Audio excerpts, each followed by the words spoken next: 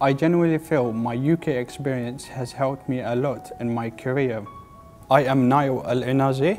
I studied B.Eng Mechanical Engineering and I am currently working at Oula Fuel Marketing Company as a mechanical engineer in the maintenance department.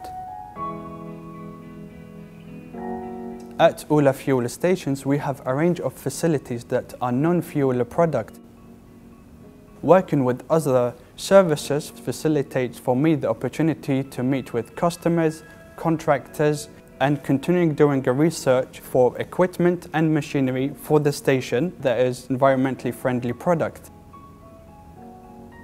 I really enjoyed my time studying in London, and for sure if I didn't get the chance studying abroad in UK, I would definitely not be in the same position I am at the moment.